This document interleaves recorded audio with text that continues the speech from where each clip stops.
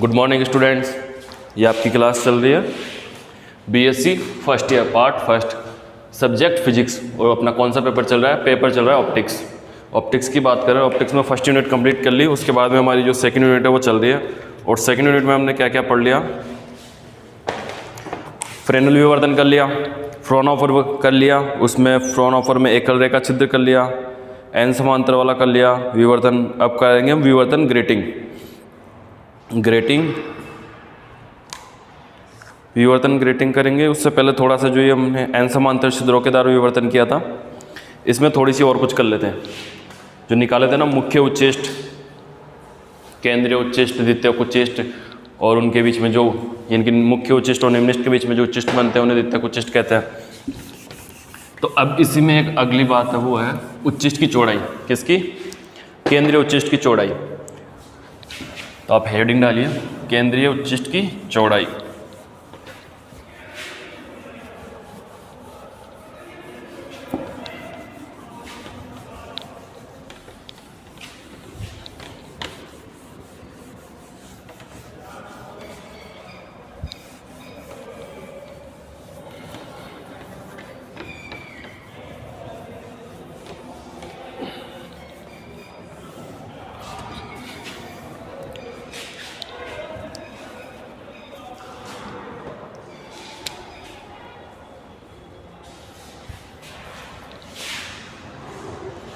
क्या है अपनी हेडिंग? केंद्रीय उच्चेष्ट की चौड़ाई।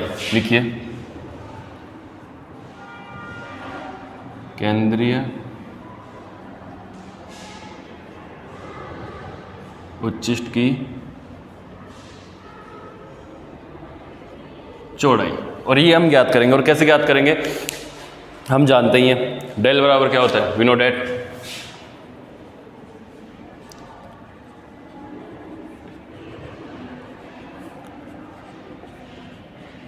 ई sine theta N lambda. Equation number दे दीजिए इसको फर्स्ट। ई क्या है? स्लिट के बीच की चौड़ाई है, और साइन थीटा एंगल है, और ये बराबर किसके होता है? एन लैम्डा के। ये देखे ही थे हम लोगों ने। या फिर आप इसकी जगह एम कर लीजिए, एन की जगह, क्योंकि हमने जो पिछली क्लास में है उसमें एम लिया था। तो ये जो इसी का टॉपिक है तो फिर उसमें कन्फ्यूज हो जाएंगे कि इससे पहले हमने एम ले रखा है, अब एन ले लिया, तो इसको सेम ही कर लो, एम लैम्डा कर लो। ठीक है। अब प्रथम मुख्य उच्चेष्ट के लिए बात करते हैं। किसके लिए? प्रथम मुख्य उच्चेष्ट। प्रथम मुख्य उच्चेष्ट के लिए।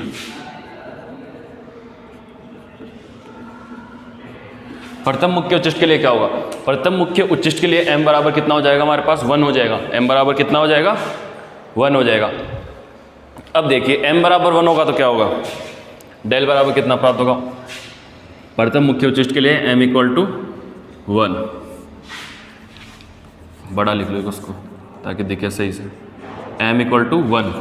m इक्वल टू 1 होगा तो देखिए क्या प्राप्त होगा हमें? A sine theta lambda. ये प्राप्त हो गया, ई साइन थीटा लैम्डा। अब यहाँ से साइन थीटा का मान निकाल लो। साइन थीटा इक्वल टू क्या हो जाएगा? Sine theta equal to lambda upon E. ये हो गया। अब देखिए,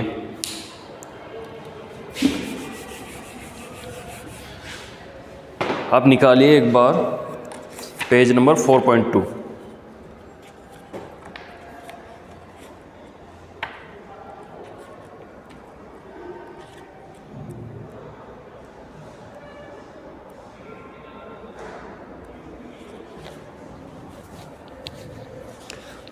जो हमने किया था ना एकल रेखा छिद्र द्वारा फ्रॉनहोफर विवर्तन, उसमें एक डायग्राम बनाया था ये वाला। ये अपने पास अपना ऊर्जा स्रोत था R1S, ये कोई द्वारक था, ये तरंगाग्र है यहाँ से।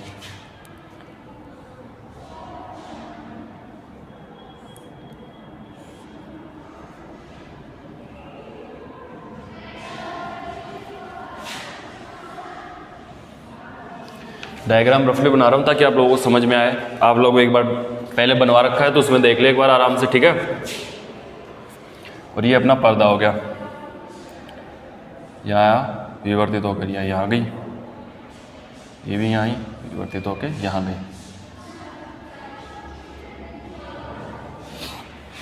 थोड़ा डायग्राम रफली है तो उसमें कोई ज़्यादा वो दिक्कत वाली बात है नहीं।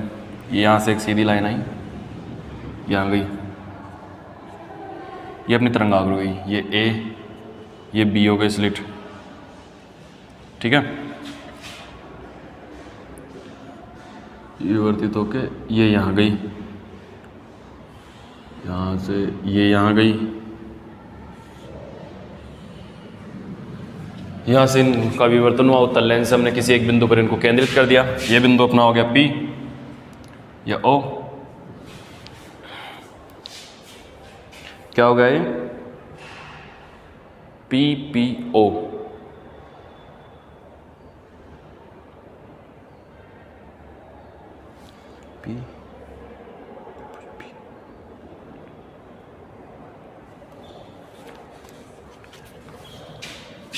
और जो यहाँ से स्लिट की दूरी थी ये मान लेते हैं F,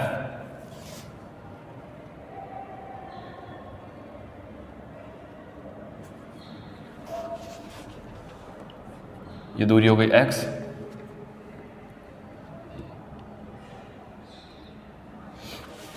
अब देखिए ये है फोकस दूरी, द्वारक से पर्दे के बीच की दूरी, क्या हो गई फोकस लेंथ है ना। तो इसमें ये हो गया F, इसमें थोड़े अपने वो पैरामीटर्स है ना OP, ये थोड़े गड़बड़ा गए हैं क्योंकि ये बुक का डायग्राम है। मैंने आप लोगों को डायग्राम तो यही था, मैंने उसमें पैरामीटर चेंज कर रखे थे ये, तो आप एक बार वो डायग्राम देखना। उसमें हम बात करेंगे त्रिभुज PP, उसमें बात करेंगे त्रिभुज PP-O में। तो मैंने डायग्राम इसलिए बनाया क्योंकि आप क्या करें, जो ये F है द्वारक से यहाँ तक कि पर्दे के बीच की दूरी हो जाएगी, वो क्या हो जाएगा F हो जाएगा। तो उस वाले डायग्राम में सिर्फ आप ये मेंशन कर लें, F मेंशन कर लें, और बाकी सारा डायग्राम एज इट इज ऐसे कैसे रहेगा। अब बात करते हैं हम त्रिभुज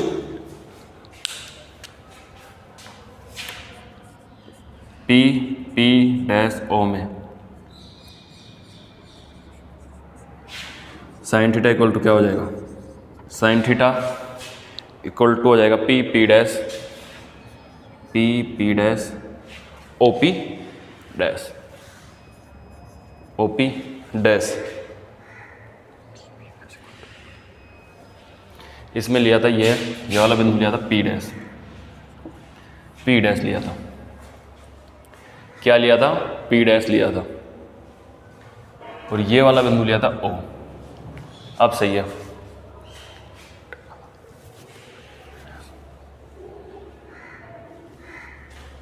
ये बिंदु तो था अपना P और ये था P डैश, ऐसा है वो, उसमें ऐसा लिया था हमने। P तो क्या है, जिसपे मुख्य उच्चिष्ट मिलते हैं यानी कि प्रकाश की तीव्रता अधिकतम होती है, और P डैश क्या है, जो आभासी किरणों के द्वारा बनता है। अब देखिए साइन थीटा इक्वल टू क्या होता है, लंब बटे आधार, यही तो होता है ना, LAL KKA, लंब बटा कर्ण होता है, सॉरी लंब कितना है अपना, ये रहा X P डैश। हम त्रिभुज की बात करेंगे इस वाले डायग्राम की, थोड़ा लाइट कर देता हूँ ताकि आप लोगों को दिखे।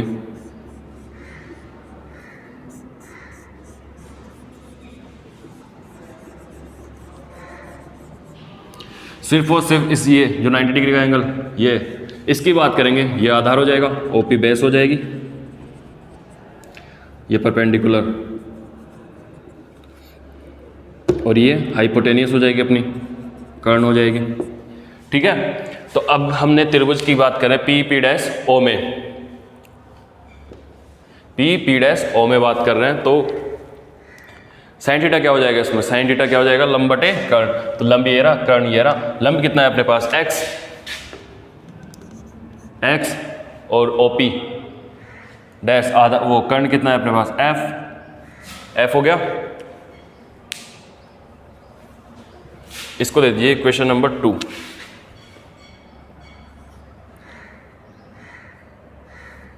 इसको दे दीजिए इक्वेशन नंबर 3, इसको दे दीजिए इक्वेशन नंबर 2।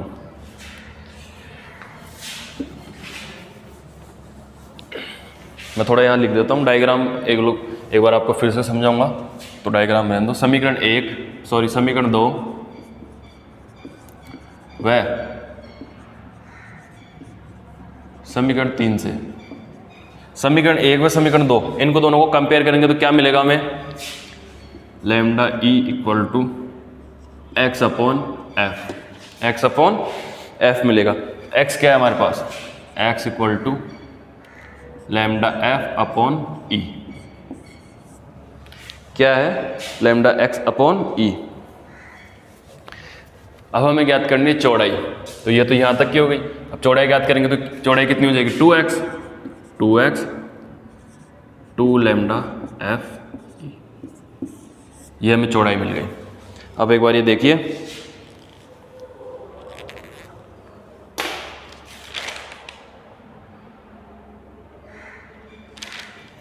तब तक मैं इसमें थोड़ी इंक डाल लेता हूँ।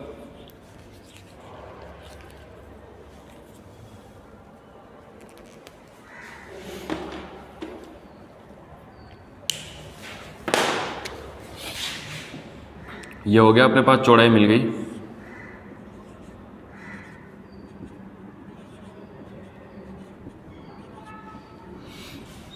एक वैज्ञानिक था क्यूरी नामक, कैरी ऐसा कुछ नाम था उसका, उसने क्या किया, इसका यथार्थ मान दिया, और वो यथार्थ मान कितना था, x equal to 1.2 lambda F upon ई।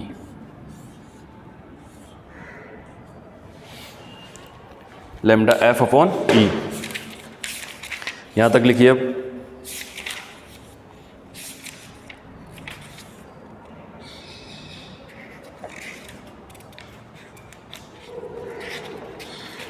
इसके बाद में हम चलते हैं ग्रेटिंग के बारे में पढ़ेंगे, विवर्तन ग्रेटिंग के बारे में पढ़ेंगे। एक बार फिर से अगर कोई कन्फ्यूजन हो इस यहाँ तक, तो एक बार फिर से बताता हूँ मैं आप लोगों को। देखिए, हम बात कर रहे थे केंद्रीय उच्चिष्ट की चौड़ाई की। केंद्रीय उच्चिष्ट की चौड़ाई तो हम जानते हैं, पतांतर कितना होता है वहाँ पे, वी नो डेट लैम्डा एक वो डेल equal to E sine theta equal to m lambda. अब प्रथम मुख्य उच्चिष्ट के लिए इससे पहले बात की थी, तो हमने वहाँ पे क्या लिया था, प्रथम मुख्य उच्चिष्ट निकाला था, प्राथमिक उच्चिष्ट निकाला था उसके लिए एम इक्वल टू 1 लिया था, द्वितीय उच्चिष्ट निकाला था उसके लिए एम इक्वल टू 2 लिया था। तो प्रथम मुख्य उच्चिष्ट के लिए यहाँ क्या करेंगे, एम इक्वल टू 1 लेंगे। एम का मान जब 1 रखेंगे तो E sine theta equal to lambda प्राप्त होगा। वहाँ से हम साइन थीटा का मान निकालेंगे तो साइन थीटा का मान कितना हो जाएगा, लैम्डा अपॉन ई हो जाएगा। ये आ गई अपनी इक्वेशन नंबर 2। अब देखिए, मैंने जो सबसे पहले आपके पास डायग्राम बनवाया था, वो डायग्राम बनाया हमने, और ये यहाँ तक की जो द्वारक और पर्दे के बीच की दूरी थी हमने ली f। ये अपनी x थी, ये इसका सेंटर था, यहाँ से ये एंगल बना। अब इस एंगल में हमने साइन थीटा का फॉर्मूला, यानी कि साइन का ये जो पाइथागोरस साइन का मान निकाला, किसमें, इसमें रिलेशन दिखाया, किसमें, लंब में और कर्ण में, परपेंडिकुलर और इसमें हाइपोटेनियस। इन दोनों में जो रिलेशन निकाली, उस रिलेशन में क्या है अपने पास, पी पी डैश लंब बटे ओपी कर्ण, ठीक है। और ये कितना था अपने पास, ये वाली लंबाई एफ थी और ये वाली एक्स थी। ये आ गई, हमें एक्स की वैल्यू पता हो गई, ये लंबाई, ये तो चौड़ाई क्या होगी 2x इक्वल टू, ये भी डबल हो जाएगी 2 लैम्डा एफ ई। एक वैज्ञानिक था जिसने इसका यथार्थ मान दिया, और वो यथार्थ मान कितना था, 1.22 लैम्डा एफ मल्टीप्लाई में ई, वो सॉरी बटा e divide by e, x equal to 1.22 lambda multiply f and divided by e, equation number 4। और ये आपका मोस्ट इंपॉर्टेंट है, एग्जाम में पूछता है। एग्जाम में क्या पूछता है कि केंद्रीय उच्चिष्ट की चौड़ाई ज्ञात कीजिए और उसका यथार्थ मान दीजिए, ये पूछता है। ये तो है ही, ये पूछता है प्रूफ कीजिए कि 1.1.2 लैम्डा एफ अपॉन ई केंद्रीय उच्चिष्ट की चौड़ाई के लिए यथार्थ मान है। ये ऐसा क्वेश्चन पूछता है कि ये प्रूफ कीजिए कि x equal to 1.22 lambda F upon E यथार्थ मान है, किसके लिए, केंद्रीय उच्चिष्ट की चौड़ाई के लिए। तो आपको कुछ ही नहीं करना, ज़्यादा से ज़्यादा बस यहाँ से उठाना है। हम जानते हैं केंद्रीय उच्चिष्ट की चौड़ाई वी नो डेट, ये डालना है हेडिंग, और फिर we know that E sine theta equal to m lambda, प्रथम के लिए m1 मान लेंगे, यहाँ पे साइन थीटा लैम्डा मान लेंगे। और अगर आप समझाना चाहे तो ये डायग्राम बना दें, जो मैंने पहले डायग्राम बनाया था, उसमें क्या करना है आपको, यहाँ पे ये द्वारक और इसके बीच की दूरी को क्या करना है, एफ से डिफाइन करना है। जैसे ही आप लोग एफ से डिफाइन करेंगे, ये बन जाएगा अपने पास एंगल, ये अपना वो बिंदु हो जाएगा। ये इसमें हम साइन थीटा से क्या करेंगे, लंब और कर्ण में रिलेशन निकाल लेंगे। जैसे ही लंब और कर्ण में रिलेशन निकालेंगे, हमारे पास साइन थीटा का मान आ जाएगा। फिर दोनों का वैल्यू हम क्या करेंगे, कंपेयर करेंगे। जैसे ही कंपेयर करेंगे तो क्या हो जाएगा, ये प्राप्त हो जाएगा हमें, और इसको 2 से मल्टीप्लाई करने पर हमें चौड़ाई मिल जाएगी, और चौड़ाई ये यथार्थ मान हो जाएगा, ठीक है। यहाँ तक कोई दिक्कत, कोई प्रॉब्लम हो तो आप बोल सकते हैं। अब बात करते हैं हम अपनी ग्रेटिंग के बारे में। किसकी बात करते हैं हम? ग्रेटिंग के बारे में। आप एक बार ये उतारिए।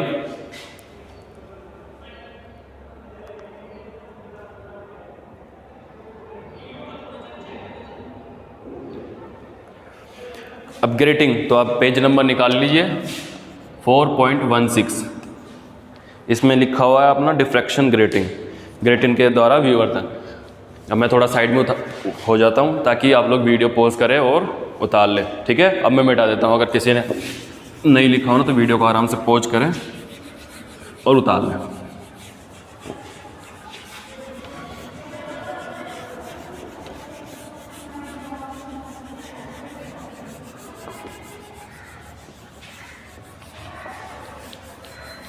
ग्रेटिंग तक आपके मोस्ट ऑफ जितने भी क्वेश्चन पूछे जाते हैं यूनिट्स नंबर सेकंड में आपके करवा दिए गए हैं। मैंने पेपर देखे थे आपके पिछले 5 या 10 साल के,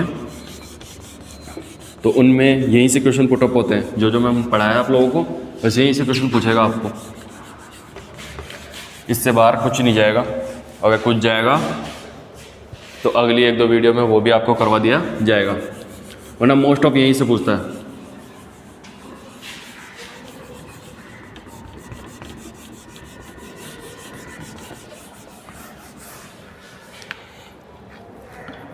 ग्रेटिंग ये भी एक इम्पोर्टेंट है। ग्रेटिंग में होता क्या है? वही विवर्तन होता है। ग्रेटिंग में भी होता क्या है? वही विवर्तन होता है।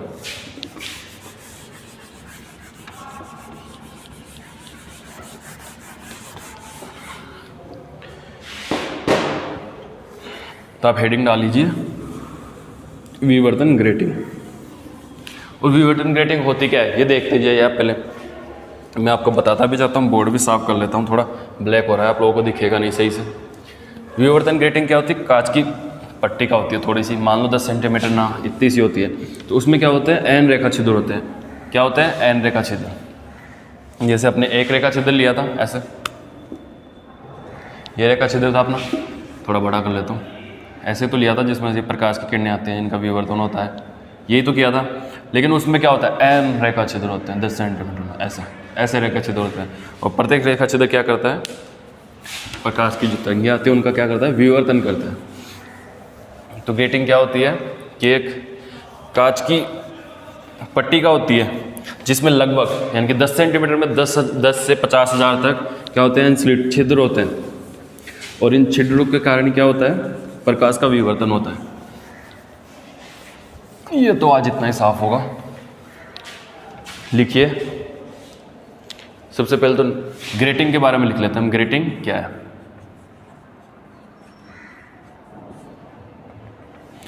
ग्रेटिंग क्या होती है? ये एक कांच की स्लिट होती है जिसमें मानते छोटी सी स्लिट होती है, जिसमें क्या होता है कि यानी कि लगभग मान सकते हैं हम लोग 10 सेंटीमीटर में भी कितने से 10 से 50,000 10 से 50,000 छिद्र होते हैं। और ये छिद्र क्या करते हैं? प्रकाश की तरंगों का विवर्तन करते हैं। और प्रत्येक छिद्र वो क्या करता है? प्रकाश की जो तरंगें आती है उनका विवर्तन करता है। बस यही है ग्रेटिंग, और कुछ भी नहीं है। तो एक बार डेफिनेशन लिख लीजिए आप ग्रेटिंग की। लिखिए, एन स्लिट वाली कांच की पट्टी का एन स्लिट वाली कांच की पट्टी का कुछ सेंटीमीटर लंबाई यानी कि जिसकी लंबाई कितनी होती है? कुछ सेंटीमीटर होती है। एन स्लिट वाली कांच की पट्टी का कुछ सेंटीमीटर लंबी होती है, जिसमें 10,000 तक क्या होते हैं? छिद्र होते हैं। ऐसे ब्रैकेट में लिख लीजिए, 10,000 तक छिद्र होते हैं, एन छिद्र होते हैं। स्लिट की तरह व्यवहार करती है। ये तो हो गई ग्रेटिंग, स्लिट की तरह व्यवहार करती है। अब एरो डाल के लिखिए इसी के बारे में। एरो डाल के लिखेंगे तो लिखिए, एन समांतर समान चौड़ाई के रेखा छिद्र, एन समांतर समान चौड़ाई के रेखा छिद्र जब समान दूरी पर स्थित होते हैं। एन समांतर समान दूरी के रेखा छिद्र, समान चौड़ाई के रेखा छिद्र, एन समांतर समान चौड़ाई के रेखा छिद्र जब समान दूरी पर स्थित होते हैं तो क्या होता है? ऐसी व्यवस्था को समतल ग्रेटिंग कहते हैं। ऐसी व्यवस्था को क्या कहते हैं? समतल ग्रेटिंग कहते हैं। ग्रेटिंग कहते हैं या समतल विवर्तन ग्रेटिंग कहते हैं, या समतल विवर्तन ग्रेटिंग कहते हैं। ठीक है। और अगर देखा जाए जैसे अब बुक में से देखिए एक बार, विवर्तन ग्रेटिंग एक बहुत ही उपयोगी व्यवस्था है जिसमें प्रकाश समतल कांच की प्लेट पर एक हीरे की नोक के द्वारा समान दूरी पर अनेक समांतर रेखाएं लगभग 50,000, ये कितनी है, 1 इंच चौड़ाई में लगभग 15,000 खींची जाती है। खींची गई रेखाओं के बीच का स्थान पारदर्शी तथा रेखांकित भाग, खुदा हुआ भाग अपारदर्शी होता है। ये क्या कहना चाह रहा है? जैसे ये रेखा मान ली, ये इतनी रेखाएं खींच दी, वैसे दिखती नहीं है ये, लेकिन तुम लोगों को समझाने के लिए दिखा रहा हूँ। तो ये तो कि कौन सा भाग हो जाएगा? पारदर्शी भाग हो जाएगा। और जो ये ब्लैक वाला भाग है ये क्या हो जाएगा? अपारदर्शी हो जाएगा। क्लियर? तो ये पारदर्शी और ये अपारदर्शी, ये आप लोग सिर्फ सुनना है ताकि आप लोगों को समझ में आ जाए। फिर नोट्स में लिखा रहा हूँ, वो लिखना तब मैं बोलूँ तब। खींची गई रेखाओं के बीच का स्थान पारदर्शी तथा रेखांकित भाग, खुदा हुआ भाग अपारदर्शी होता है। इस प्रकार बनी प्लेट को समतल पारगमन ग्रेटिंग कहते हैं, यानी कि विवर्तन ग्रेटिंग कहते हैं, प्लेन ट्रांसमिशन ग्रेटिंग कहते हैं। यदि कांच की प्लेट, एक बार लिखिए, ये लिख लीजिए, यहाँ तक मैं लिखा रहा हूँ एरो डाल के।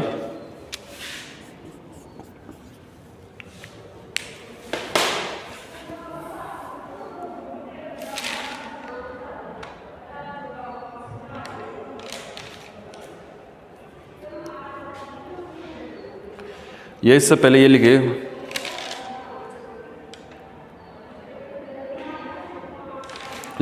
एरो डाल के लिखिए इससे पहले, फिर वो बाद में लिखते हैं।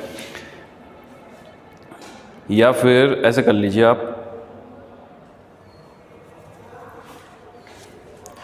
ये लाइन लिखिए कि जिसमें प्रकाश से समतल कांच की प्लेट पर एक हीरे, हाँ लिखिए, जिसमें प्रकाश से समतल कांच की प्लेट पर एक हीरे की नोक के द्वारा समान दूरी पर अनेक समांतर रेखाएं 1 इंच चौड़ाई में लगभग 15,000 खींची जाती है। खींची गई रेखाओं के बीच का स्थान पारदर्शी तथा रेखांकित भाग अपारदर्शी होता है। इस प्रकार बनी प्लेट को समतल पारगमन ग्रेटिंग कहते हैं। क्या कहते हैं? समतल पारगमन ग्रेटिंग कहते हैं। यदि कांच की प्लेट रजतित सिल्वर्ड हो, रजतित यानी कि जैसे कांच की प्लेट है उस पर सिल्वर की पॉलिश कर दिया तो वो क्या हो जाएगी? रजतित। ये जो हमने पहले भी लिया था क्या, न्यूटन वाला लाइन में, ये एक 40 डिग्री पे ली थी कांच की प्लेट जो अर्ध रजतित थी, यानी कि आधी चांदी की पॉलिश हुई थी उस पर।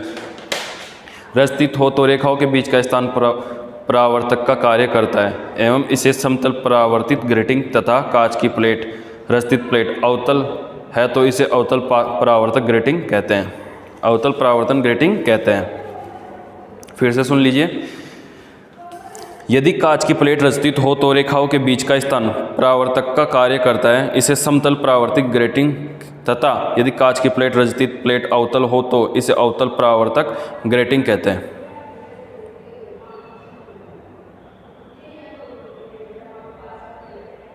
और समतल पारगमन ग्रेटिंग में लिखिए, इसी में लिखिए, समतल पारगमन ग्रेटिंग में कांच की प्लेट पर खींची गई समांतर रेखाओं के मध्य अंतराल, समांतर रेखाओं के मध्य अंतराल प्रकाश की तरंगती रेखा की कोटि का होना चाहिए। ये इतना हो गया।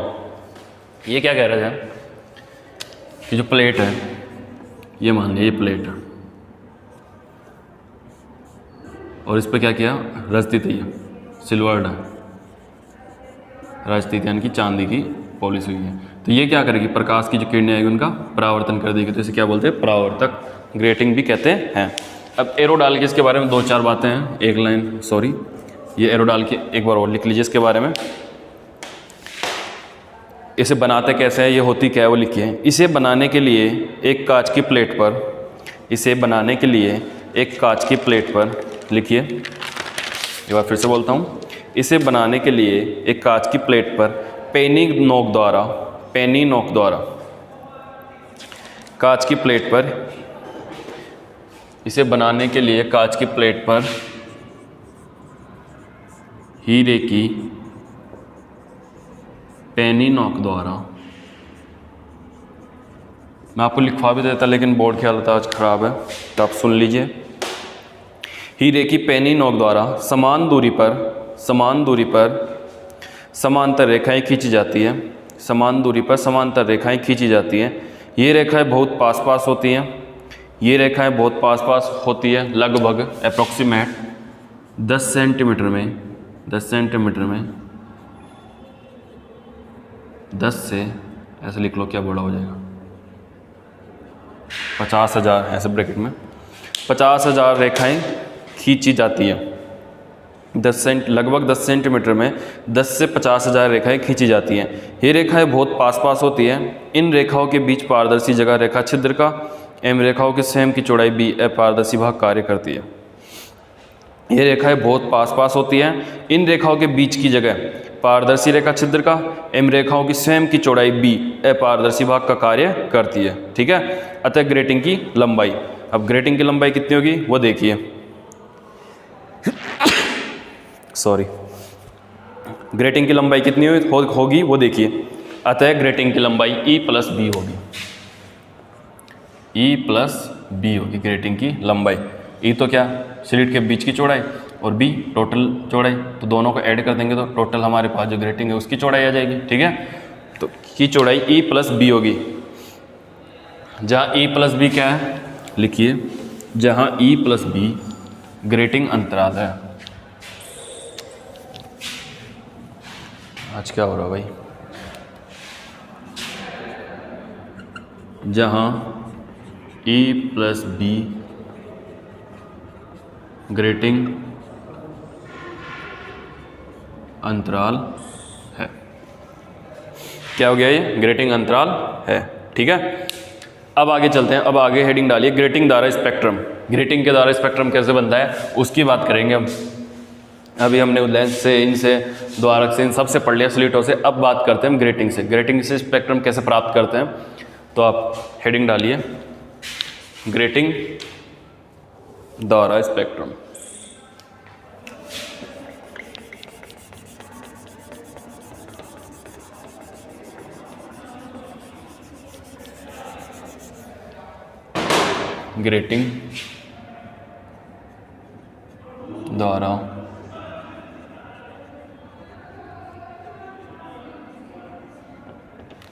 ग्रेटिंग द्वारा स्पेक्ट्रम, इसमें लिखेंगे। अब इससे पहले मैं मिटा दूं, ग्रेटिंग समीकरण क्या होता है देखिए एक बार, इसमें दे रखा होगा आपकी बुक में ग्रेटिंग समीकरण।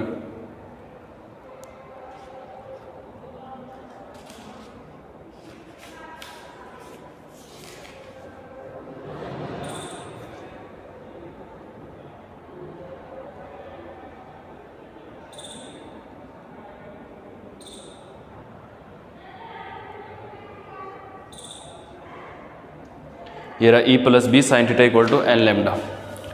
ये अपने पास है ग्रेटिंग स्पेक्ट्रम।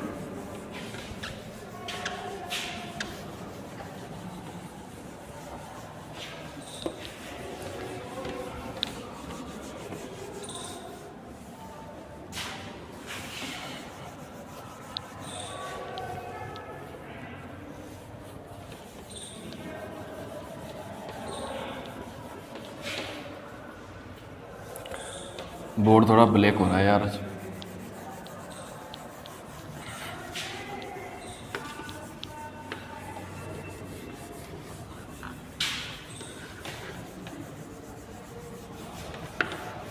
ग्रेटिंग द्वारा स्पेक्ट्रम, चलो इधर ही लिख लेंगे आज, उस साइड नहीं करेंगे। ग्रेटिंग समीकरण से, ग्रेटिंग समीकरण क्या होता है, E प्लस बी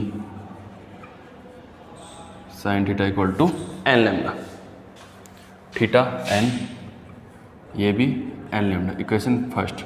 इसको बोलते हैं ग्रेटिंग समीकरण। ग्रेटिंग समीकरण, ग्रेटिंग समीकरण हो गया। अब देखते हैं ग्रेटिंग समीकरण हो गया, तो लिखिए, थोड़ी सी लिख लीजिए इसमें। ग्रेटिंग में समान चौड़ाई की बड़ी संख्या में समांतर रेखा छिद्र होते हैं, और हम पढ़ चुके हैं क्या, सॉरी इसको मत लिखना, कि एन समांतर छिद्रों के कारण ग्रेटिंग समीकरण निम्न होगी। एन समांतर छिद्रों के कारण ग्रेटिंग समीकरण निम्न होगी। तो ये मैंने आपको बताया लिखना है। इससे पहले थोड़ी सी एक डेफिनेशन लिखनी है। हम जानते हैं ग्रेटिंग में समान चौड़ाई की बड़ी संख्या में समांतर रेखा छिद्र होते हैं। जैसे हम जानते हैं कि n समांतर रेखा छिद्रों के कारण ग्रेटिंग समीकरण निम्न होगी। n समांतर रेखा छिद्रों के कारण ग्रेटिंग समीकरण निम्न होगी। तो ये लो, ये आपकी फर्स्ट इक्वेशन लिखनी है और इसको, ये क्या है, ग्रेटिंग समीकरण है। ये आप यहाँ लिख ले चाहे यहाँ लिख ले, इसे पहचानने के लिए कि ये क्या है, ग्रेटिंग समीकरण है। जहाँ n बराबर क्या होगा, देखिए n बराबर 0 से कहाँ तक होगा, ये अपना 0 +-1 +-2 +-3 100 n = e हो जाएगा। और e + b क्या है, e + b ग्रेटिंग अंतराल। ये पढ़ ही लिया, पहले बता ही दिया मैंने आप लोगों को। इतना करने के बाद में अब देखिए, एक बार फिर से बोल देता हूँ अगर किसी को समझ में ना आया हो तो। सबसे पहले लिखिए ग्रेटिंग द्वारा स्पेक्ट्रम, और इसके बाद में हम एक लाइन लिखनी थी अपने को कि हम जानते हैं ग्रेटिंग में समान चौड़ाई की बड़ी संख्या में समांतर रेखा छिद्र होते हैं और n समांतर रेखा छिद्रों के कारण या n समांतर छिद्रों के कारण ग्रेटिंग समीकरण निम्न होगी। और निम्न क्या होगी, e + b sin theta n = n lambda, equation number first. और इसको बोलते हैं ग्रेटिंग समीकरण। और जहाँ n = क्या हो जाएगा, 0 ± दोनों तरफ चलेगा, प्लस में और माइनस में, 0 +-1 +-2 +-3 सो ऑन। और e + b ये क्या हो जाएगा, अपना ग्रेटिंग अंतराल हो जाएगा। अब इसके बारे में जो लिखना है वो लिखिए ऐसे एरो डाल के, n = 0 के लिए, n = 0 के लिए लिखिए n = 0 के लिए,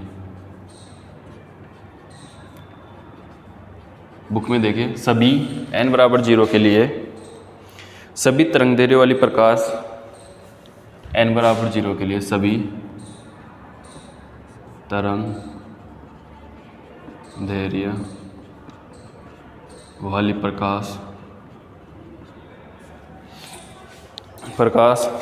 तरंगे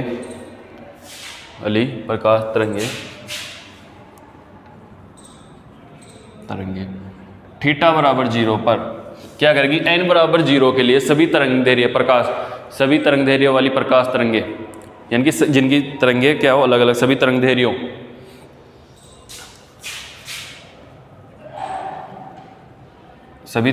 वाली प्रकाश तरंगे थीटा = 0 पर मुख्य उच्चिष्ट बनाएगी। क्या करेगी, मुख्य उच्चिष्ट बनाएगी। तरंगे थीटा = 0 पर मुख्य उच्चिष्ट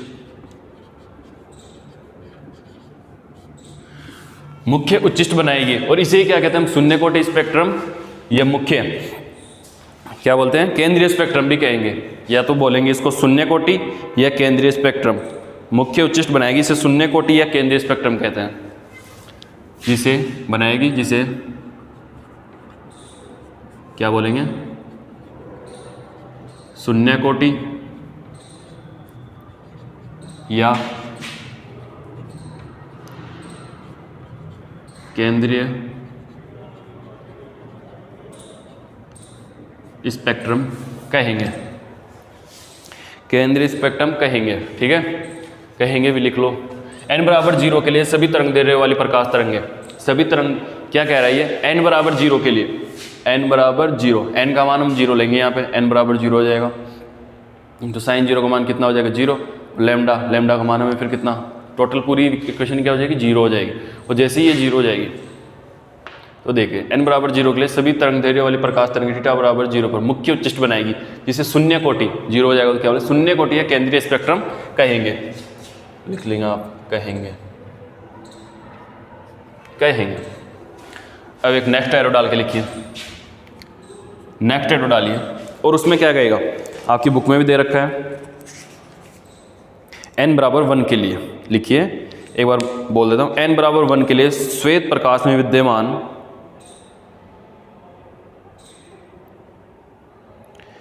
n लंबाई के n = 1 के लिए विभिन्न तरंगदैर्घ्य की तरंगे विभिन्न दिशाओं में मुख्य उच्चिष्ट बनाती हैं। मुख्य उच्चिष्ट रेखा छिद्र के समांतर तीक्ष्ण रेखाओं के रूप में बनते हैं और प्रथम कोटि का स्पेक्ट्रम कहते हैं। ये तो आपका बुक का था। अब इसे सही से कैसे लिखते हैं वो देखिए। n बराबर 1 के लिए श्वेत प्रकाश में विद्यमान, n बराबर 1 के लिए, n बराबर 1 के लिए, n बराबर 1 के लिए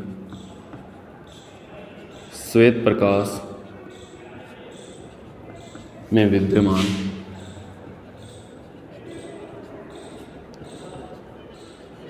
सभी तरंग दैर्घ्य, लिखिए n बराबर 1 के लिए श्वेत प्रकाश में विद्यमान सभी तरंग दैर्घ्य भिन्न भिन्न विवर्तन कोणों पर, सभी तरंग दैर्घ्य भिन्न भिन्न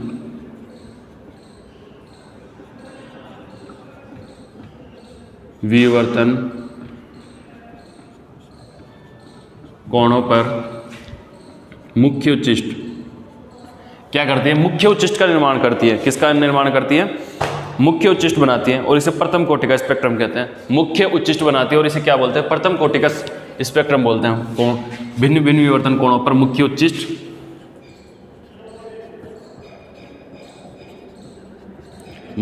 बनाती है, मुख्य उच्चिष्ट बनाते हैं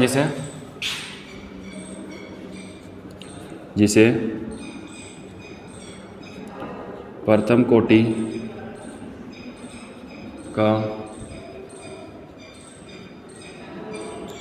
स्पेक्ट्रम कहते हैं। क्या कहते हैं इसे? प्रथम कोटि का स्पेक्ट्रम कहते हैं। अब लिखते हैं इसके लिए n बराबर 2 के लिए।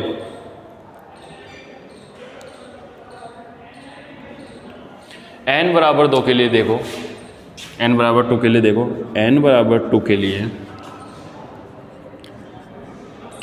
विभिन्न,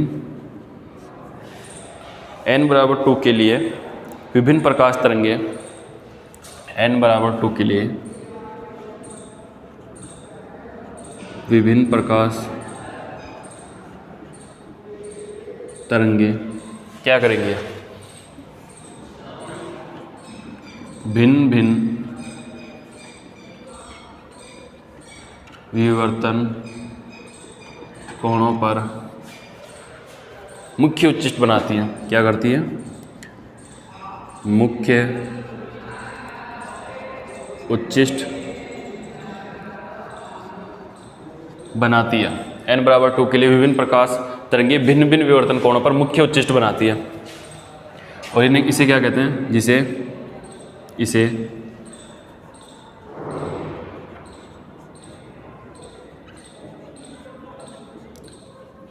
द्वितीय कोटि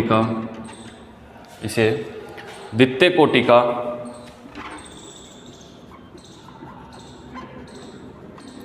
स्पेक्ट्रम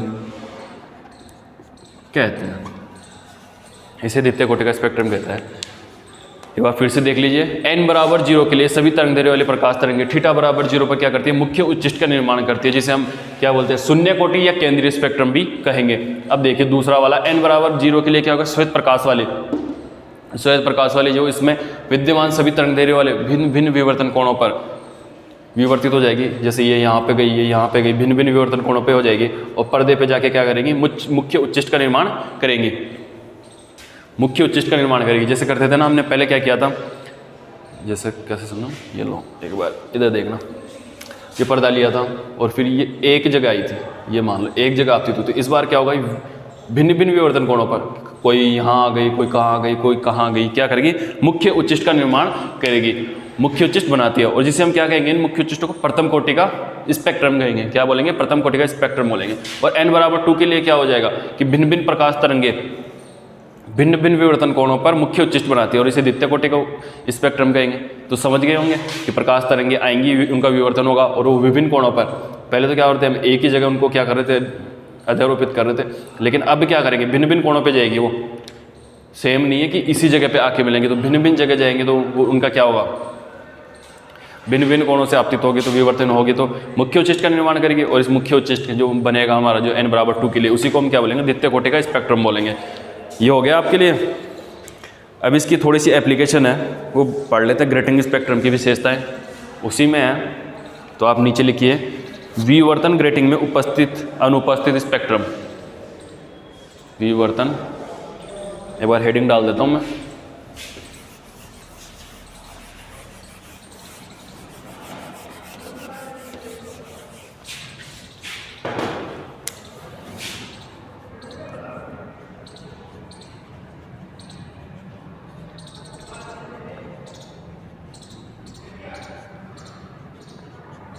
विवर्तन ग्रेटिंग में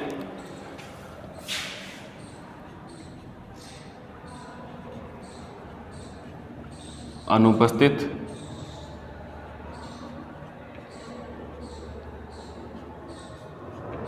स्पेक्ट्रम, दिख तो रहा है ना, विवर्तन ग्रेटिंग में अनुपस्थित स्पेक्ट्रम।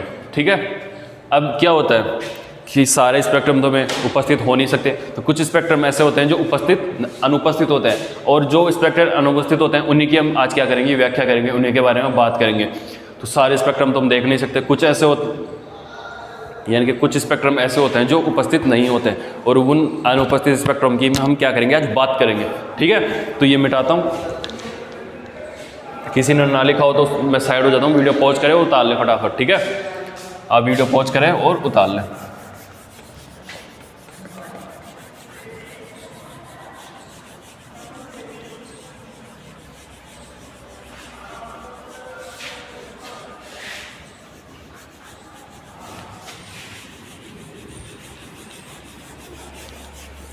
आपकी जो इस यूनिट का ये लास्ट टॉपिक है शायद, ग्रेटिंग के बारे में इसके बाद में तो कुछ पूछता नहीं है।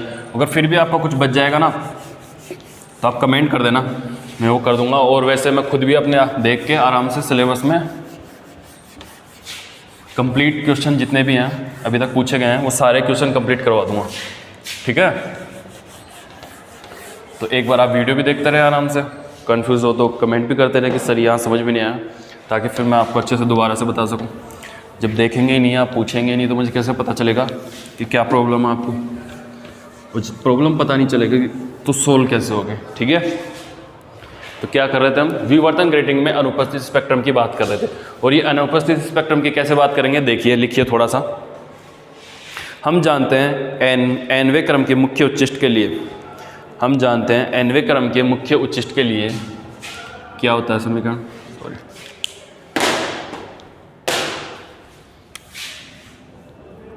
E plus B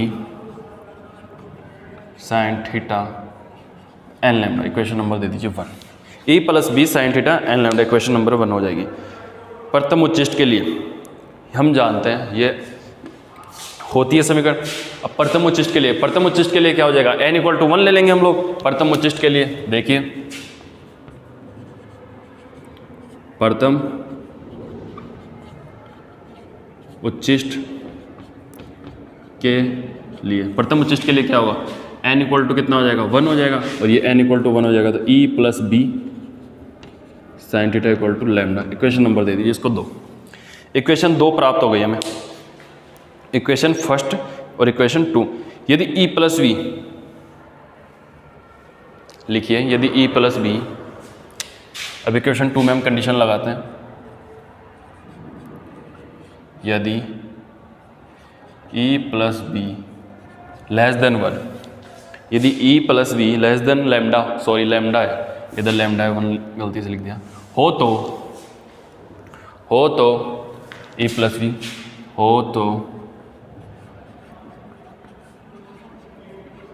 sine theta greater than 1, sine theta greater than कितना हो जाएगा, 1 हो जाएगा, होगा, जो कि एक असंभव मान है, जो कि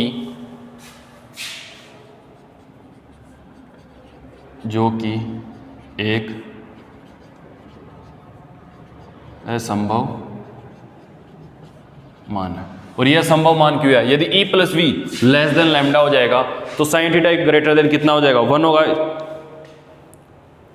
क्या हो जाएगा, 1 हो जाएगा, जो कि असंभव मान है। इस स्थिति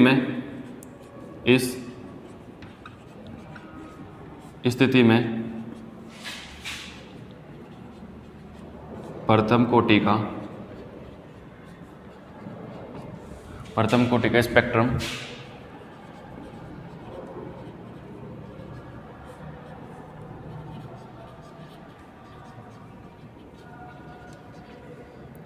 अनुपस्थित होगा।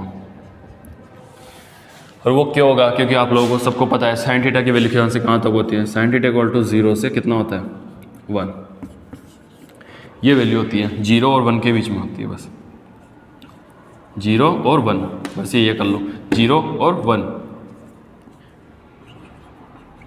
साइन थीटा ग्रेटर देन 1, ये क्या है, इम्पॉसिबल कंडीशन है। तो इस स्थिति में क्या होगा, जो हमारा प्रथम कोटि का स्पेक्ट्रम होगा वो कैसा होगा, अनुपस्थित होगा n बराबर 1 के लिए। ठीक है, एक बार फिर से देख लीजिए, यदि e plus be less than lambda हो तो साइन थीटा ग्रेटर देन 1 होगा, जो कि एक असंभव मान है, ये सब लोगों को पता है, साइन थीटा का मान 1 से ज़्यादा हो ही नहीं सकता। इस स्थिति में प्रथम कोटि का स्पेक्ट्रम क्या होगा, अनुपस्थित होगा, एब्सेंट होगा। ठीक है, अब लिखिए दूसरा, लिखिए यदि इसी प्रकार, ये मिटा दूँ ताकि लिख सकूँ,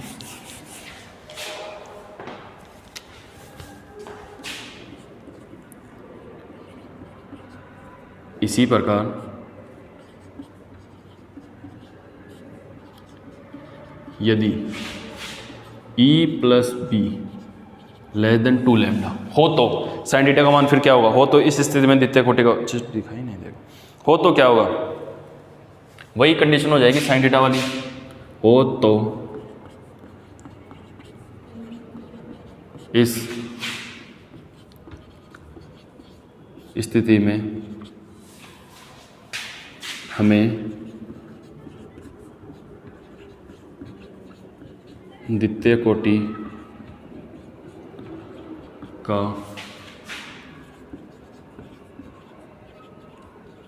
स्पेक्ट्रम भी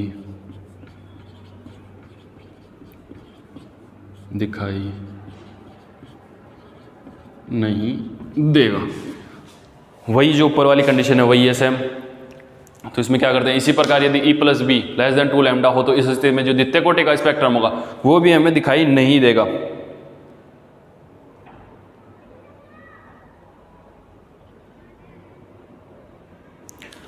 तीसरी कंडीशन और लिख लेते हैं, थोड़ा लिख लो ताकि जगह बची रहे। यदि e plus be less than n lambda हो तो इस स्थिति में, हो तो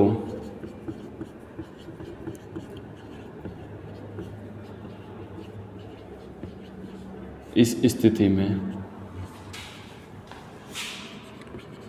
nवे व उच्च क्रम के, nवे व उच्च क्रम के उच्चिष्ट अनुपस्थित रहेंगे। nवे एवं, लिखिए nवे एवं उच्च क्रम के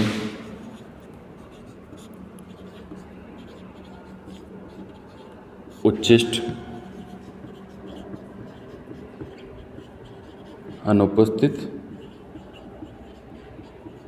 रहेंगे। क्या होगा, यदि e plus be less than n lambda हो तो इस स्थिति में nवे एवं उच्च क्रम के उच्चिष्ट अनुपस्थित रहेंगे। ठीक है, ये हो गया। अब लिखिए, एक लाइन लिखिए, अतः अब एकल रेखा छिद्र से विवर्तन प्रतिरूप से निम्नलिखित के लिए, ये लिख लिया। इसके बाद में अब लिखिए, एकल रेखा छिद्र के विवर्तन प्रतिरूप से निम्नलिखित के लिए। अब निम्नलिखित के लिए क्या करेंगे अपन, देखिए वो लिख लिया, E sine theta M lambda, equation number 3 क्या हो गई, इक्वेशन नंबर 3 हो गई। 3 हो जाएगी तो देखिए, समीकरण 1 में समीकरण 3 का भाग देने पर, इक्वेशन 1 में equation first divided by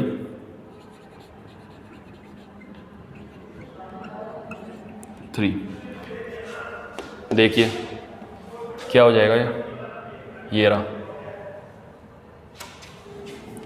e plus B sine theta equal to E sine theta L lambda N lambda M lambda, lambda से lambda cancel out, sine theta से साइन थीटा कैंसिल आउट। तो क्या value मिल जाएगी हमें, देखिए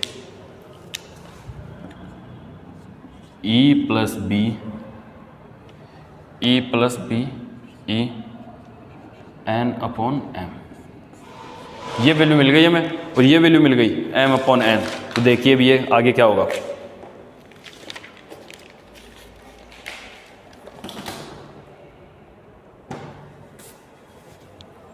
N की value निकाल लीजिए यहाँ से। अब ये उतारिए फटाफट, मैं थोड़ा साइड हो जाता हूँ ताकि वीडियो को आप पॉज कर लें। ये उतारिए, फिर देखते हैं यहाँ से क्या होता है। उतार लिया, मैं यहाँ लिख लेता हूँ, ये यहाँ से मिटा दूँ। यहाँ से आप पक्षांतर वगैरह करके एन की वैल्यू निकालिए। एन इक्वल टू क्या हो जाएगा, एन इक्वल टू क्या हो जाएगा, M E plus B divided by E, यही होगा।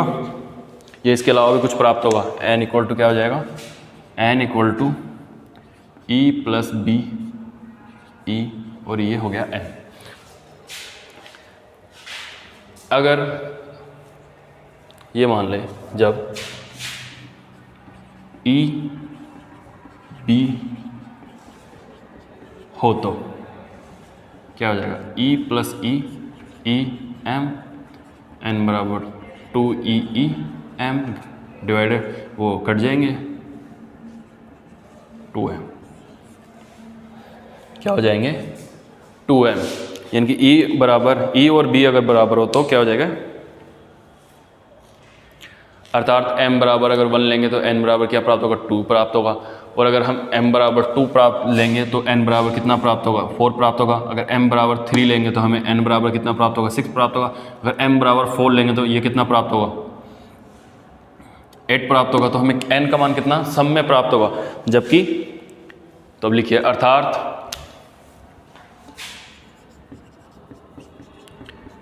m बराबर 1 2 3 so on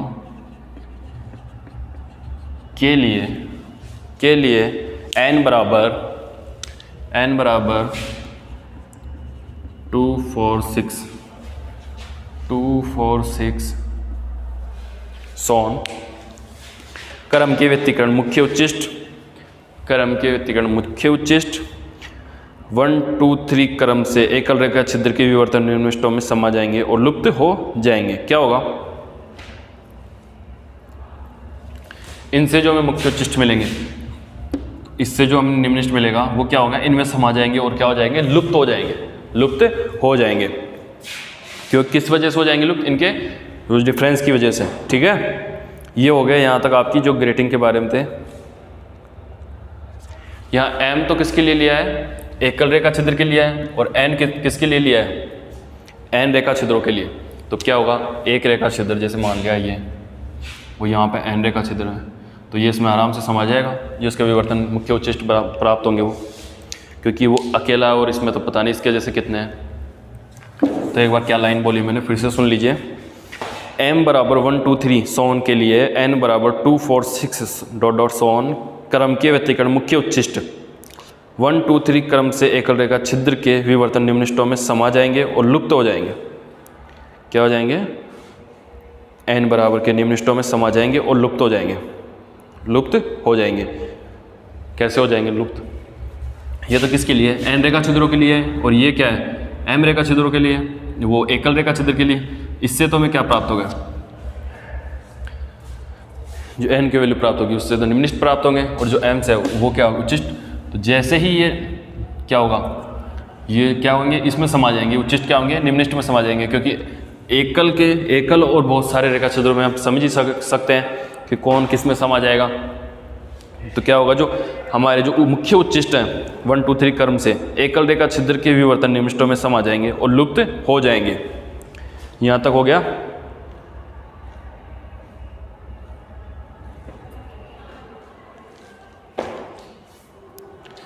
अब थोड़ी सी थ्योरी है वो लिखेंगे हम।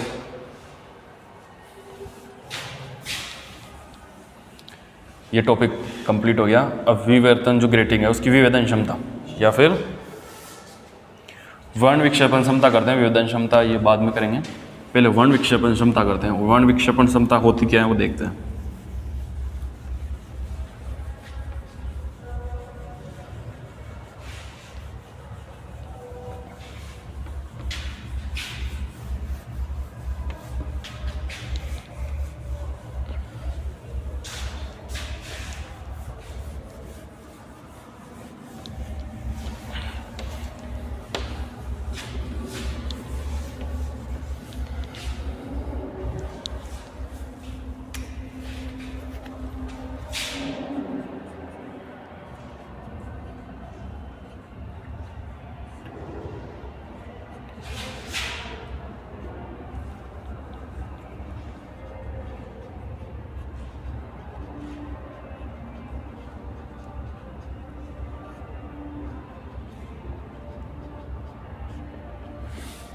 ग्रेटिंग की वर्ण विक्षेपण क्षमता। अब इसकी बात करेंगे हम, ग्रेटिंग की वर्ण विक्षेपण क्षमता। और ग्रेटिंग की वर्ण विक्षेपण क्षमता क्या होती है, देखिए ये इंपॉर्टेंट भी है, पूछता भी है आपको।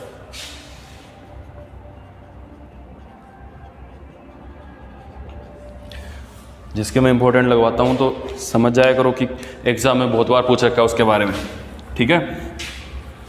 तो जैसे नॉर्मली आप नोट्स लिखे हैं तो किसी चीज़ को एक बार पढ़ें तो जो इंपॉर्टेंट लगा रखे, मोस्ट लगा रखे, उसको 2 या 3 बार पढ़ लें। इतना पढ़ लेंगे तो आपको जो एक फिल्म होती है, डार्क फिल्म, छोटा सा,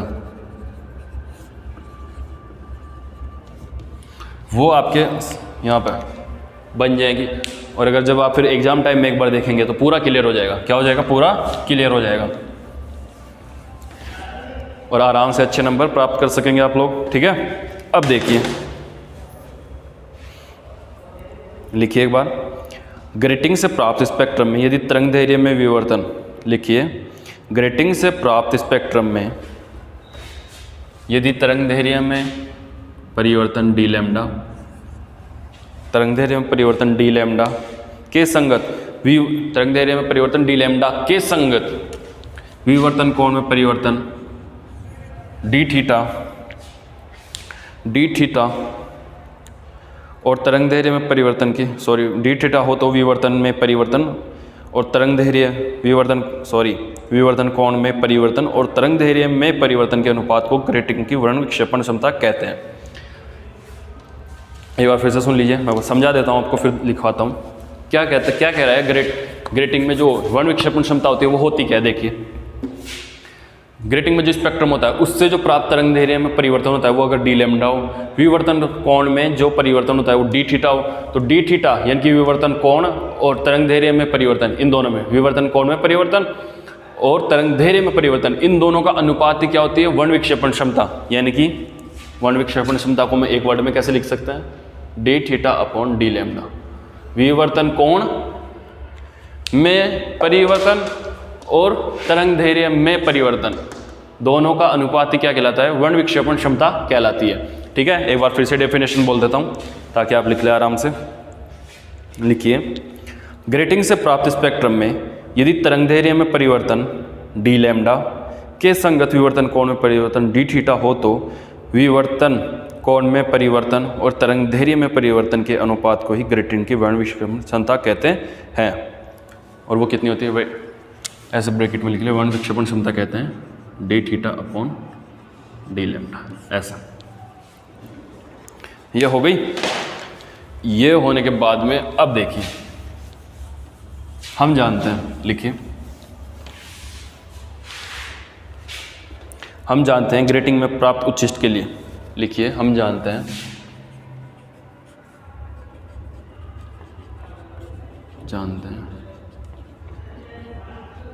ग्रेटिंग से प्राप्त है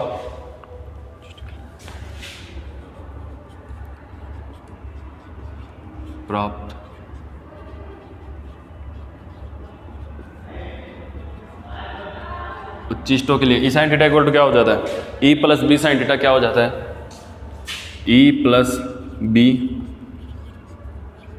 साइन थीटा इक्वल टू हो जाता है एन लैम्डा। क्या हो जाता है, एन लैम्डा हो जाता है। और एन लैम्डा हो जाता है तो क्या करते हैं, इसका आंशिक अवकलन कर देते हैं, इसका जो डेरिवेटिव कर देते हैं। समीकरण 1 का डेरिवेटिव करने पर क्या हो जाएगा, किसके सापेक्ष करेंगे, लैम्डा के सापेक्ष करते हैं। तो देखिए ई प्लस बी साइन थीटा क्या हो जाएगा, कोस थीटा, डी थीटा का क्या होगा, D theta upon d lambda, ये एन, ठीक है। ये हो गया आपकी क्वेश्चन नंबर 2, एन हो गया। अब यहाँ से डी थीटा लिए डी लैम्डा का मान निकाल लीजिए, डी थीटा डी लैम्डा कितना हो जाएगा, n e plus b cos theta, equation number 2। यहाँ लिख देता हूँ अगर दिखे ना तो। डी थीटा क्या प्राप्त हो गया, d theta equal upon d lambda क्या प्राप्त हो गया, n e plus b cos theta, ये प्राप्त हो गया। ये दे दिए क्वेश्चन नंबर 2, सेम ही है, वहाँ थोड़ा सही से दिखा नहीं था, लिखा नहीं था तो उधर लिख दिया। तो ये हो गया आपकी क्वेश्चन नंबर 2। और ये क्या है, 1 विक्षेपण क्षमता। तो लिखिए अब इसमें जो थोड़ी सी लाइन है वो लिखिए। उपरोक्त समीकरण 1 विक्षेपण क्षमता को प्रदर्शित करता है। उपरोक्त समीकरण या फिर इक्वेशन नंबर 2 1 विक्षेपण क्षमता को प्रदर्शित करता है। स्पेक्ट्रम की कोटि n के अनुक्रमानुपाती होती है। n के तो ये अनुक्रमानुपाती होती है, अर्थात द्वितीय कोटि के 1 विक्षेपण की क्षमता प्रथम कोटि की क्षमता से दुगनी होती है। लिखिए, द्वितीय कोटि के 1 विक्षेपण की क्षमता प्रथम कोटि की क्षमता से दुगनी होती है एवं ग्रेटिंग अंतराल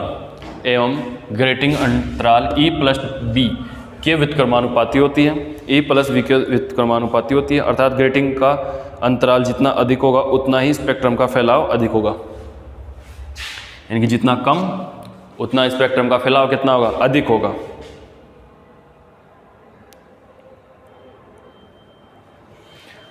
यही चीज़ देखी थी हमें कि जैसे अनेक वेवलेंथ की लाइट एक वेवलेंथ की लाइट कैसे होती है, एक वेवलेंथ की लाइट अनेक वेवलेंथ की लाइटों में बढ़ जाती है। तो बस यही तो होता है कि किरणें आ रही है, विवर्तन हुआ, वो मुड़ गई, सीधी आ रही है, वो मुड़ गई, इनके जो मुड़ना क्या होता है, विवर्तन होता है। और हमने यही पढ़ा, और ये 1 विक्षेपण भी हो गया। तो ये क्या कह रहा है, कोटि है थीटा, ये n के तो समानुपाती बोल सकते हैं या व्युत्क्रमानुपाती, अनुक्रमानुपाती एक ही बात होती है वो तो। यानी कि ये कैसे होगी, D theta D lambda proportional n D theta D lambda proportional E+B और D theta D lambda 1 plus cos theta. ये 3 कंडीशन हो गई, ये लिखनी नहीं है, बस मैंने लिखा दिया आपको पहले ही। बस ये है मैंने आपको समझाने के लिए कि ऐसा होगा, इसके तो होगा समानुपाती, इसके होगा व्युत्क्रमानुपाती, और cos थीटा, थीटा के भी कैसा होगा, विवर्तन कोण के भी कैसा होगा, ये व्युत्क्रमानुपाती होगा। ठीक है, यहाँ तक ये करने के बाद में देखिए आपके जो पूछता है लास्ट,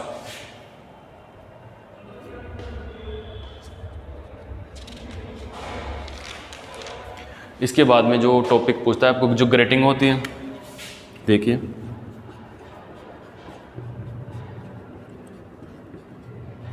होता है ना ग्रेटिंग स्पेक्ट्रम एक तो, और एक होता है प्रिज्म स्पेक्ट्रम।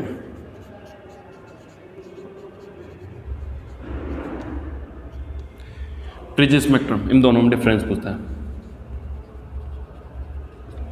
इन दोनों में क्या डिफरेंस होता है, बस वो करना है हमें लास्ट टॉपिक। और उसके बाद में फिर जो हमारी 3rd यूनिट है, 3rd यूनिट कौन सी है, ध्रुवण, पोलराइजेशन। हम बात करेंगे पोलराइजेशन की, ध्रुवण पढ़ेंगे फिर हम। तो यहाँ तक कोई प्रॉब्लम आई हो तो आप लोग क्या करेंगे, कमेंट करेंगे, सर ये समझ में नहीं आया, तो फिर एक अलग वीडियो बनाई जाएगी और आपकी प्रॉब्लम सोल्व कर दी जाएगी। और इसके अलावा भी अगर कोई सिलेबस का पॉइंट छूट गया हो तो आप कमेंट कर सकते हैं कि ये छूट गया, बाकी मैं अच्छे से क्लियर कर दूंगा इनको कि हाँ जो अगली वीडियो बनेगी कि कुछ छूटा नहीं है। अभी तक तो यहीं तक के क्वेश्चन पूछता है, इन्हीं में से क्वेश्चन आते हैं, 100% क्वेश्चन यहीं से आते हैं। यानी कि टोटल जो आपके जो क्वेश्चन पूछेगा दोनों यूनिट में से वो कंप्लीट करवा रखे हैं, और अगर कुछ छूट गया होगा तो वो और करवा दिया जाएगा। आप इतना पढ़ें, कोई चीज़ समझ में ना आए तो कमेंट करें, और फिर जो इसकी अगली यूनिट है वो स्टार्ट करेंगे, 3rd वाली यूनिट, और एक टॉपिक बच रहा है वो अपनी अगली नेक्स्ट क्लास में करेंगे। ठीक है, धन्यवाद यहाँ तक के लिए, थैंक यू।